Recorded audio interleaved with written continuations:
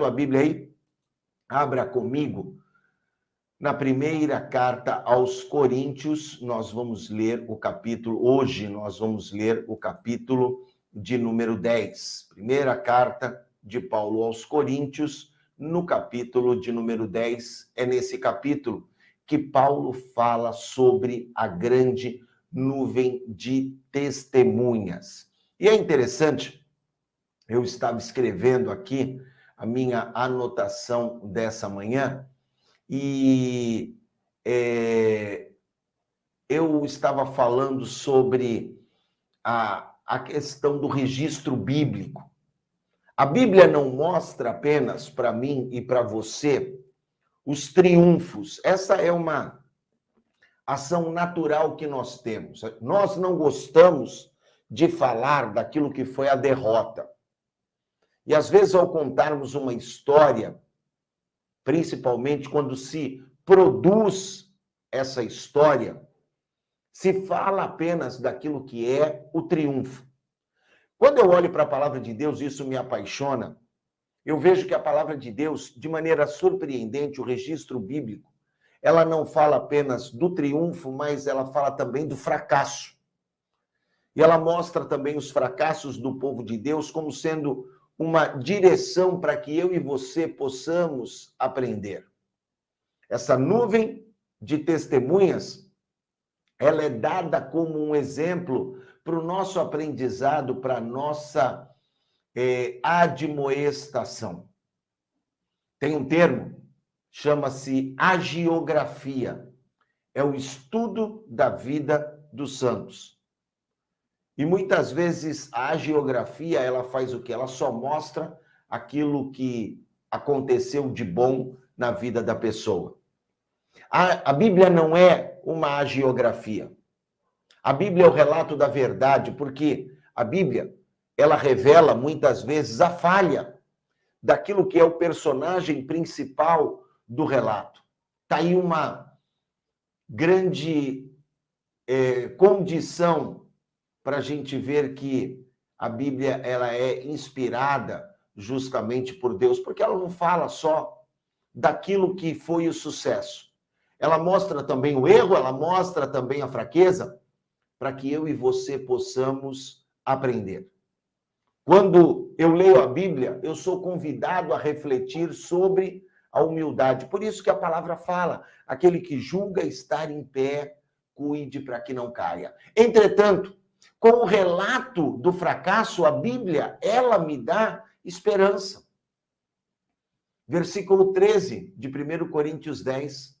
Não sobreveio a vocês tentação que não fosse comum, e Deus é fiel, e Ele não vai permitir que sejamos tentados além daquilo que possamos suportar. E quando formos tentados, Ele mesmo vai providenciar um escape, para que eu e você possamos suportar. Que tremendo, que maravilhoso é a leitura da Bíblia e a aplicabilidade prática para a nossa vida. Certa vez, alguém disse assim: um grande mito da vida é nós acharmos que os homens são invencíveis. Homens demais acreditam serem homens de aço. A Bíblia nos mostra que isso não é uma verdade. Nós todos estamos sujeitos à tentação e à queda. Nós todos estamos sujeitos a passarmos por situações onde poderemos e muitas vezes vamos falhar. Nunca se permita ser tentado achando que você é forte o suficiente para resistir. Não, eu sei lidar com essa situação. Tá com a tua Bíblia aí? Pega comigo aqui, ó, 1 Coríntios 10, de 1 a 5. Sabe, Paulo, ele fala aqui sobre Moisés, ele começa falando de Moisés, e falando sobre o povo que saiu do deserto, do Egito, e passou pelo deserto. E no versículo 5, 1 Coríntios capítulo 10, o apóstolo Paulo escrevendo, ele diz assim: Deus não se agradou da maior parte deles, e eles ficaram prostrados no deserto. Eles deveriam ser fortalecidos, por exemplo, pela passagem pelo Mar Vermelho, pela maneira como Deus os tirou do Egito, com mão forte, em vitória sobre Faraó. Mas veja que coisa interessante, apesar de terem sido abençoados por Deus, de terem testemunhados diversos milagres no deserto, o maná, o mar se abrindo, as codornizes, eles não foram fiéis a Deus. Eles acabaram justamente murmurando e por conta disso morreram no deserto. Cederam à tentação.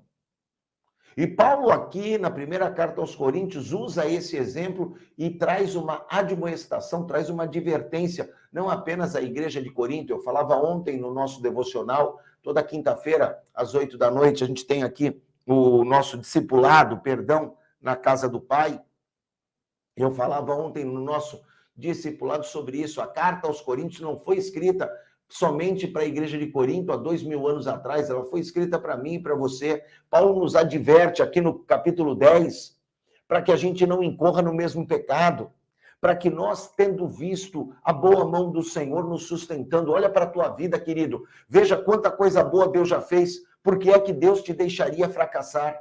Por que é que você escolhe, então, abrir mão? Por que é que você se prostra? É claro, enquanto estamos na terra, somos sujeitos à tentação. Deixa eu ler aqui 2 textos para você. Versículo 12, aquele que pensa estar em pé, cuide que não caia. Agora o verso 13, não sobreveio tentação senão humana. E Deus é fiel, não vai nos tentar além daquilo que a gente possa suportar. Então, saiba que essa luta, essa adversidade, Deus já deu para você o escape. Agora, pare e pensa comigo. Se Deus não permite que a gente seja tentado além da nossa capacidade de suportar, por que o povo de Israel cedeu à tentação? Por que o povo de Israel justamente cedeu? Porque eles abriram espaço no seu coração. No versículo 14, Paulo diz assim: meus amados, fugi da idolatria. E a idolatria não é apenas a questão da imagem em si, é tudo aquilo que ocupa o lugar de Deus. O teu trabalho pode ser a idolatria da tua vida, um relacionamento pode ser a idolatria na tua vida. Era um problema para os antigos? Era um problema para o povo de Corinto? Era, e é um problema hoje para muitas pessoas, porque permitem que muitas vezes até o sono seja um objeto de idolatria. Por quê? Porque acaba ocupando aquilo que é o lugar de Deus. Só que Deus já preparou o escape para mim e para você. Mas a decisão precisa ser sua. Hoje, sexta-feira, 20 de agosto, no nosso devocional eu trago essa pergunta para você. O que é que você escolhe? Ceder à tentação ou vencer a tentação? O que é que você escolhe? Qual vai ser a escolha da sua vida? Se humilhar perante o Senhor, invocar o seu santo nome, vigiar e orar, ser conduzido pelo Espírito Santo de Deus, se permitir ser transformado ou justamente ceder à tentação. Pare e pondere com relação a isso. Se nós nos colocarmos debaixo da mão do Senhor, nosso espírito será fortalecido e nós vamos poder viver o escape que Deus preparou para nós. Eu vejo pessoas que muitas vezes elas evitam a tentação. Deixa eu dizer uma coisa para você, nem sempre será possível. Nem sempre será possível. Às vezes você vai ter que encarar uma determinada situação e ter a certeza de que você vai vencer. Para isso, O que é importante? É importante planejar. O que é mais fácil? Você tomar a decisão correta sob pressão ou tomar a decisão correta com antecedência? Claro que com antecedência. Se nós sabemos que no mundo vamos ter aflições, por que não planejamos? Por que não já nos preparamos? Eu não estou falando de criar uma situação de ansiedade, a cada dia basta o seu próprio mal. Mas veja o que Paulo fala, aquele que julga estar em pé, cuide para que não caia.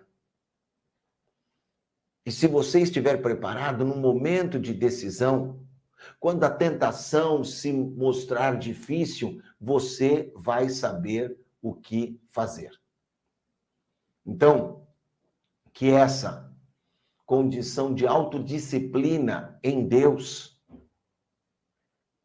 ela esteja habitando em nós para que, quando nos depararmos com a tentação, a gente já tenha estabelecido a decisão.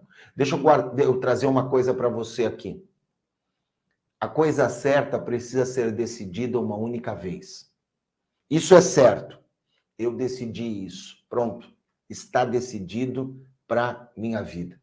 Agora, quando eu não tenho essa certeza, cada vez que o pecado vem e me chama, como diz a canção do Thales Roberto, aí então eu não sei o que fazer. Aí a minha vida se torna um desperdício de tempo, a minha vida se torna um terrível risco. O momento de você abandonar a prática errada é antes de começá-la. O segredo de uma vida bem-sucedida reside na prevenção, na proteção. Não ceda o mal e você vai caminhar em vitória em nome de Jesus. Por isso, estabeleça essa verdade sobre a tua vida. Já se prepare. Faça talvez hoje uma lista de situações que te tentam e tentam te derrubar. Se coloque diante do Senhor e tenha essa certeza. Na tua prevenção, Deus já te deu a vitória. Em nome de Jesus, bom dia.